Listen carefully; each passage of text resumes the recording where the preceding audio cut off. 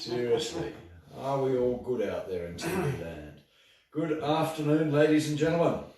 Good afternoon, a lovely afternoon in Orange. Bit of a backdrop there with the sunset going down. So it's been a pretty good week, I think, James, hasn't it? It's been a good week. We started and finished pruning this week. Did 16 hectares of pruning. Well done. Pretty upsetting. There's not a lot of wood out there to prune Right. due to the drought. So it's going to mean next year is tough. We are praying for good, healthy bud fruitfulness. Yeah. But look, we got 8 mils of rain overnight. There's more rain predicted tonight, tomorrow night, and possibly the night after. So it's good. Yeah, no, that is good news because I think we were talking last week where, Orange I think has got some pretty good subsoil moisture, but we need more rain to fill reservoirs, really. Yeah, dams and that sort of thing. So. And it's viticulturally, it's going to be interesting seeing what comes of going through 2 tough years in a row and how much bud fruitfulness, which indicates and dictates how much bunches of grapes you get next year. Yes. Yeah. For all of us to make wine, and it'd be the same with apple trees. Yeah, exactly the same. It's a different plant, but it's the same sort of same approach. All about balance. It's all about balance. Now, have to have a little laugh at ourselves, SJ in particular. We never mentioned where you could buy a second mouse cheese last week. Yes. It went great. We had great visitation on the views and stuff.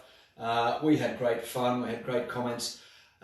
You can get second mouse cheese very easily from the Agrestic Grocer in Orange. You can also get it from the Farmers Market. So farmers markets are on the second weekend of the month. And that's where we are as well. So you can get small acre cider at the farmers markets. You can get second mouse cheese there as well. And probably our next guest. Get from there. And also chatting to SJ off screen last week. Watch their website. They're building it rapidly. And they've got some exciting possibilities of where you can get their cheese. Yeah, so cool. Watch that one. So who we got? Who's standing in the corner there? In the green room. In the green room. Welcome aboard, Justin Byrne. Evening, gentlemen. A bit of touch your nose. Hello. Hello. How you doing? James and James. So I guess to come to this table you have to have a name that starts with J. Yes. Is that Triple J. or at least J in it. J. SJ, Justin, James. Yeah. So Justin is my next door neighbour at Cargo Road Winery. He's about 2 k's down the road. You turn into Borey Lane. He started with his wife Meg there in 1997, which is the same year I started at Cargo Road Winery. And your wife was working down there. Oh, blimey. It wasn't quite back then. No. When you guys moved. So we moved here, yeah, absolutely. Gail was down at Murray Cellador. And that's where we caught up.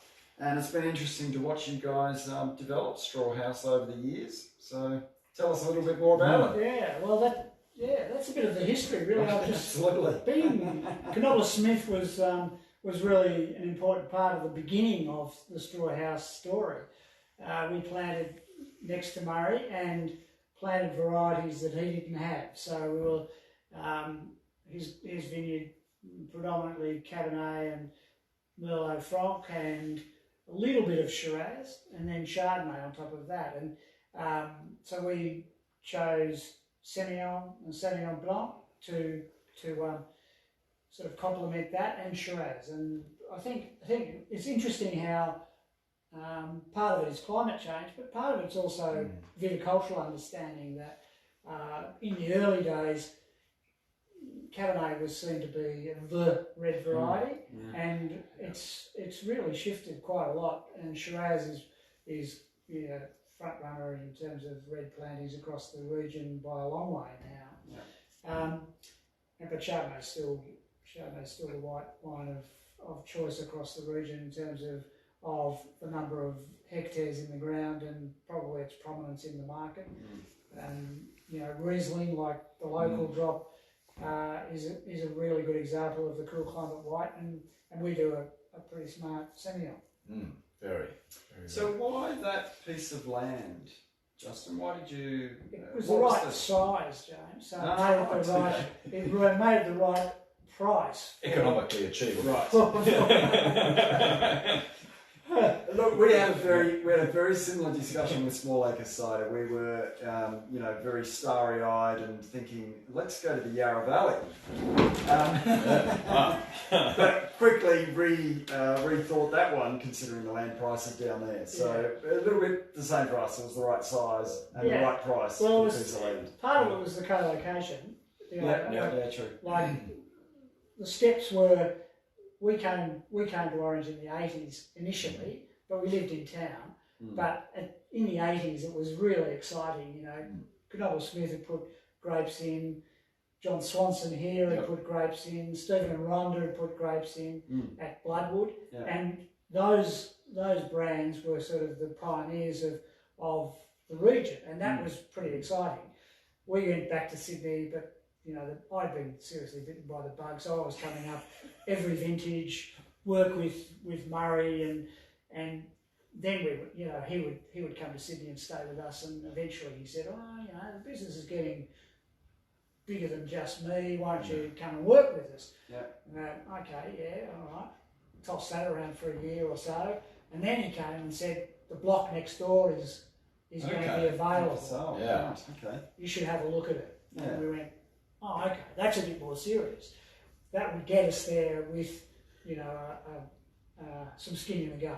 Yeah. Okay. We could plant grapes and sell them into the Knoll Smith business. I could work with Murray, and then it just rolled on from there. Yeah. And but Orange? Why Orange? Is it all about the altitude or? Yeah. Well, it probably was for me. I was right into wine, but from a consuming point of view. And So how much did you drink? In the consuming point of Catholic view. with a small c, I would look widely at grape varieties across the land. But Yarra Valley was up and coming, and so was Tasmania. And I think what Andrew Peary was doing at Piper's Brook and what there were lots of different players in the Yarra and Mornington that were doing quite interesting stuff, and that was where the wine industry was doing the most exciting stuff, and Orange was similar, but nobody had heard of it, so it was like, oh yeah, let's get a piece of that. Yeah. And it was close to Sydney, so we weren't going to be cut off from family and all that sort of stuff. Yeah. So it was a pretty. But we are still, Orange is still the only region globally that is defined by altitude, is that correct? That's right, that's right. The GI, yep. Which is what I'm hearing here, we've all basically come from Sydney. Yeah. I came from Sydney. Bit of tree change. And I have a similar economic story that when I got into the wine grape growing industry, I had starry eyes and I looked at the Hunter Valley and I looked at Mudgee and looking around, and this is what I could afford. And it was a jolly good region, and it was on the way up. And here we are, we're up now. Let's absolutely. Yes. We're fair dinkum up. 20 years of hard labour. Yeah, that's right. The overnight sensation. Overnight Got in success. at the right time. Now, tell us about your labels.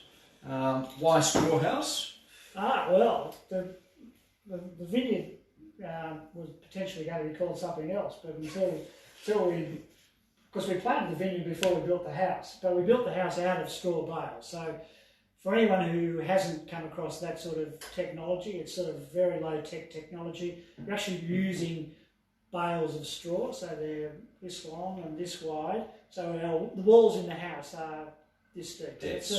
And the theory is basically insulation. So it's a cool house in the summer and a warm house in the winter, and that's passive solar design. So it's a really good technology to build with, and an unskilled owner builder can do it. So that's the reason about the straw house. And one thing led to another. once we built the straw house, people just referred to the vineyard right. as the straw house vineyard, Yeah, right.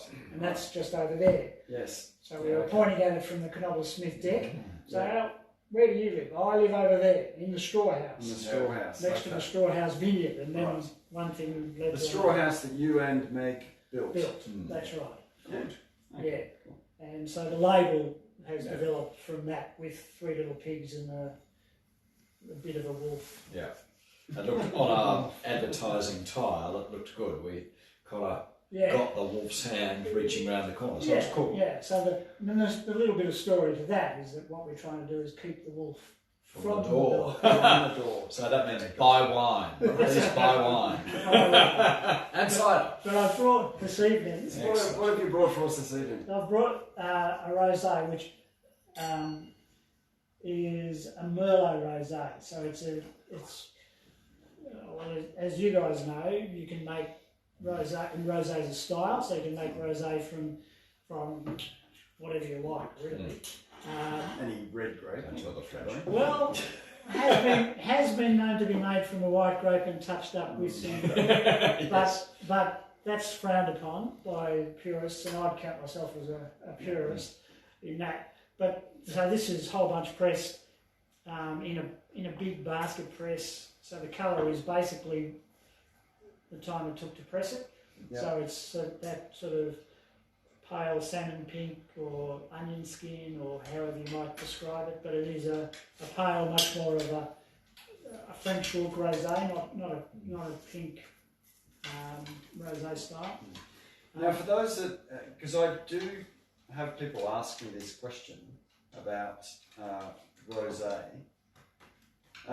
it is about time in contact with the skin of the red grape, isn't it? To get the colour. To get the colour. Yeah, but not long. Correct. So if you just fresh press Cabernet grapes, for example, Yeah, the juice would actually be quite clear. yeah, Correct. yeah. Grey clear. Yes. Yep. So lots of people think, oh, you just press red grapes and you get a red wine, but it's not that at all. It's about skin contact to get the colour. Yeah.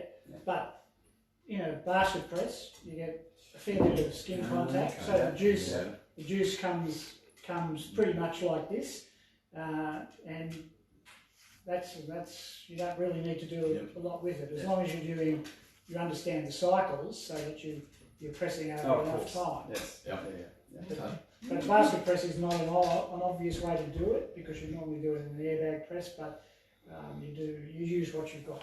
Yep. Good. Yeah. Well, that's So dry, but got really nice fruit in the mid palate, and Absolutely. And that's what I like about these styles that we're seeing coming out in the rosé segment nowadays, because they used to be, I found them far too sweet, too kind of juicy, which is a style that people can have, but I much prefer these drier styles of rosé. when did you really have a sweet one? I'm putting my hand up. When did you have a sweet one? I ducked down to Justin's cellar door this afternoon, and some customers were there, and they say, "Oh, I don't like rosé; it's sweet." I haven't had a sweet pale rosé in Australia in my time. I make a dark sweet rosé, but it's like people try Riesling here, and oh no, I don't like Riesling; it's sweet. That's a 30-year-old statement. that's a myth. So when did you last have a nice pale pinky rosé that was sweet? Oh, look, when I was working for quite a large company, Yep. and we used to get a lot of rosés sent into us, and most of them were sweet. So But it's an interesting conversation, because cider suffers from exactly the same thing. I can. Everybody thinks cider is sweet and bubbly, when in actual fact it doesn't have to be. It can be made dry, just like a dry rosé. Yeah. So I'll take your point. Yeah. So the public, you guys and girls out there, don't come out with the assumption that cider's sweet, rosé's sweet, Riesling's sweet. Come and try it. Times have changed significantly. Yes. Try it. And experiment. It's not going to be a disaster. It's not going to be lolly water. But that being said, my sweeter wines here, sell very well. So I'm confused. Well, I think there's lots of space in the market for all those different For all styles. types, I guess. Yeah. And I think it's really what you make reflects, what Yep. you like and what your palate that's- sees as the most interesting thing. So, just before we move on, just Yeah. the food match. Oh, well, Frittata. mushroom frittata Yep. Okay. today. Yeah. But I also think the interesting thing about this wine is because it's got nice intensity of fruit, it goes quite well with things with reasonable spice. So we've had Excellent. a little dal, with not too much chili, but a hint of chili, but good spice, good levels of cumin and various things like that. And we find the rosé really works quite well with that. And that'll be at home. That's when it hits the table Okay. for us. The other thing I'm noticing is quite nice weight as well on the palate. Yep. It's not it's good weight. Yeah. Not bone dry. It's got texture. Yeah. Fills the mouth. Yeah. Yeah. Well, I did have to do some fining on this to get that roundness because it did have a bit of elbows and knees. But yeah. From Merlot, I'm gathering. Yeah. Well, just from I don't know. Maybe it's I'm a learner in making rosé, so but yeah, I think it's essentially making a white wine with red wine grape, and so it's one of those technique things that I think I need to live another to make sure that I can make rosé consistently every year. That's good. No, you've done a good job. Drink to that. Yeah. Good job. So What's up next? So this is a 2016 Shiraz from the Storehouse block, and so this is the other thing I didn't mention about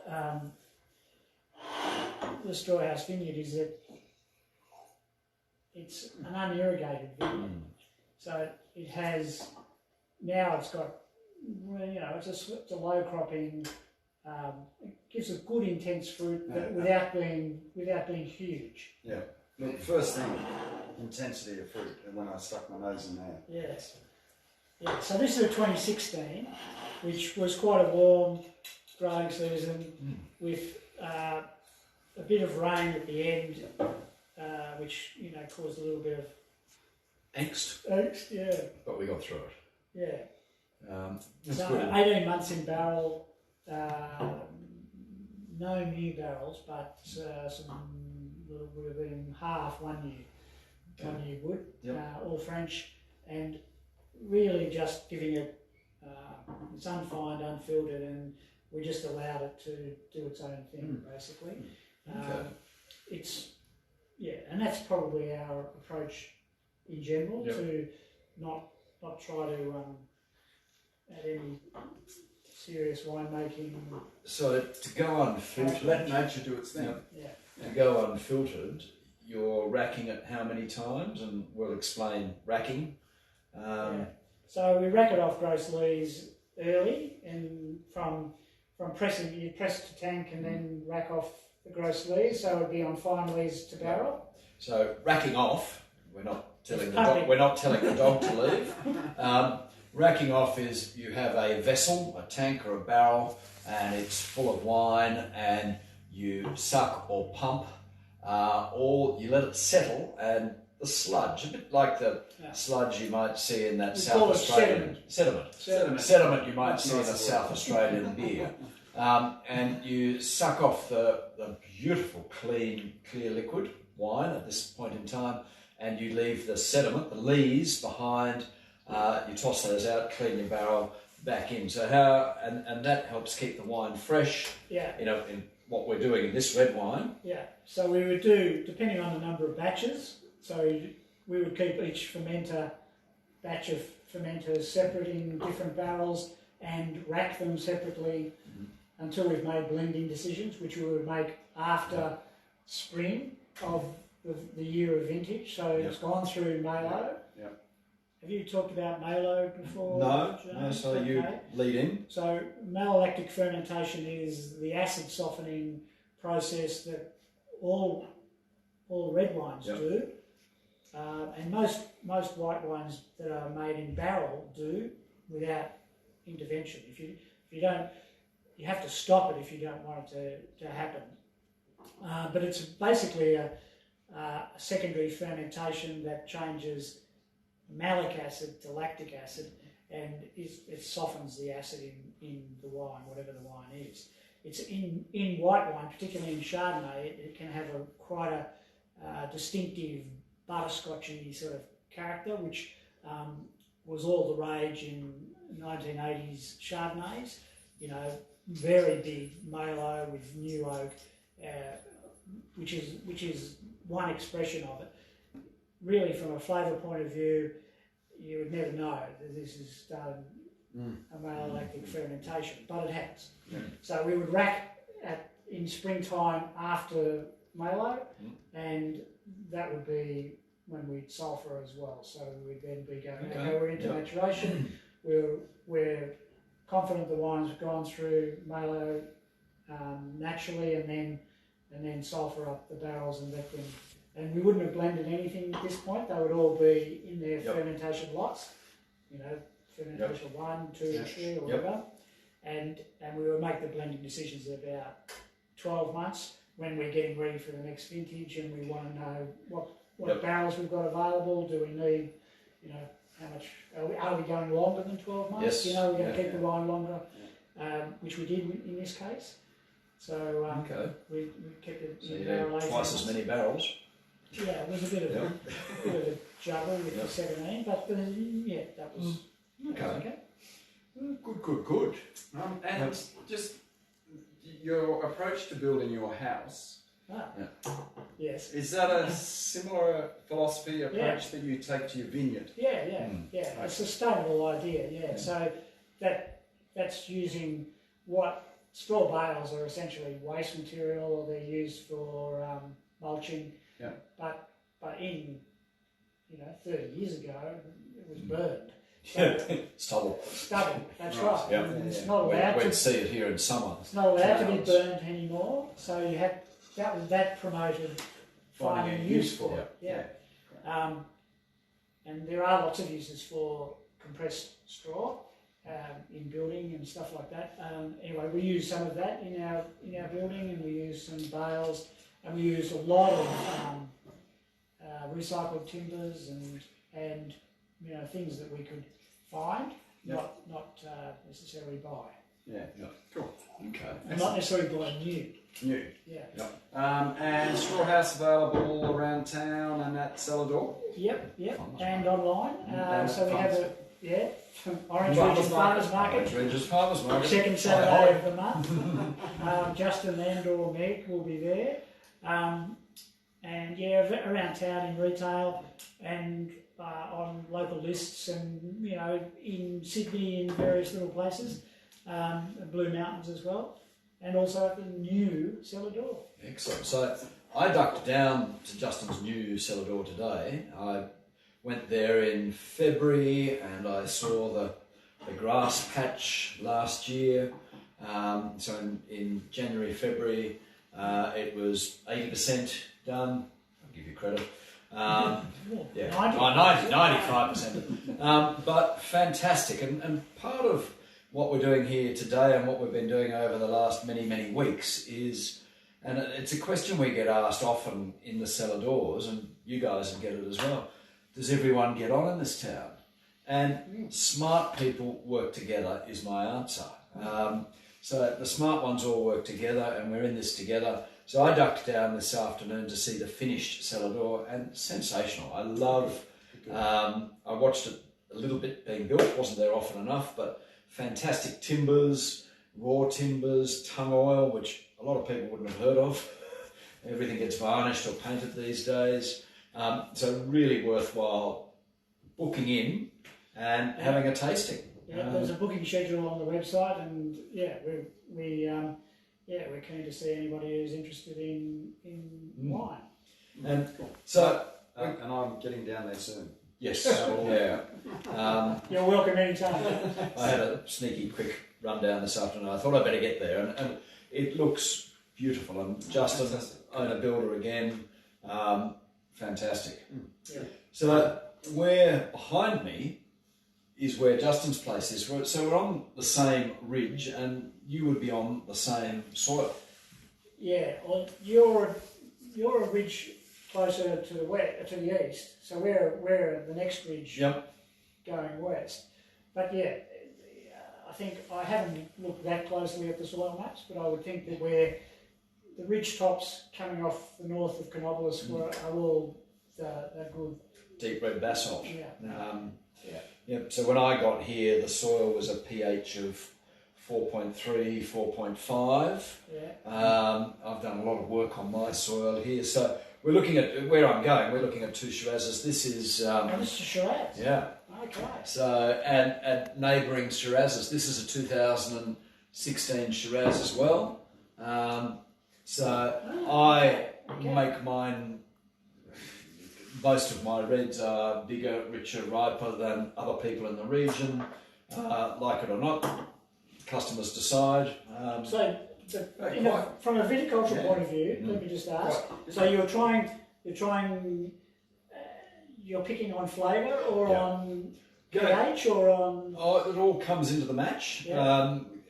When things get exciting, we're testing 3 times a week, Yeah. going out sampling, looking at pH, looking at TA, looking at flavour, with my own eyes assessing the colour, and going on memory. But 2015 was my first vintage of Shiraz, and I actually got that from Vin de Vie down at Nashdale. Oh, okay. Because as we discussed earlier, the great Cabernet lost its flavour in the marketplace. In the market, yeah. I had 3.5 I hectares. think it's coming back. We're making a comeback. Yeah, I think it is. I had 3.5 hectares of Cabernet, and my friends out there stopped drinking it as much as I needed them to. So we made changes, and Aussie men like Shiraz, Aussie women like Shiraz. So game on. Just pass me a big ribeye. And Yep. I'll chuck in to both. 15.5%. You're kidding. No. Whack. Look, That's the first thing I looked at. well, I'm not. It's. I suppose it's becoming a trademark of what I do here. Things are riper. Yeah, that's I seriously find- like, isn't it? but to me, the most important bit is balance, not having hot alcohol hit you, and we've spoken about that with Zinfandel. It's getting that balance. So, 2 different Shirazes. Oh yeah, Both- so that's, I just looked, 13.3, Yep. and I wouldn't have made that number up, that's got to be a real number. Not the 0.3 anyway. So it's good. And that's the great thing about coming to Orange.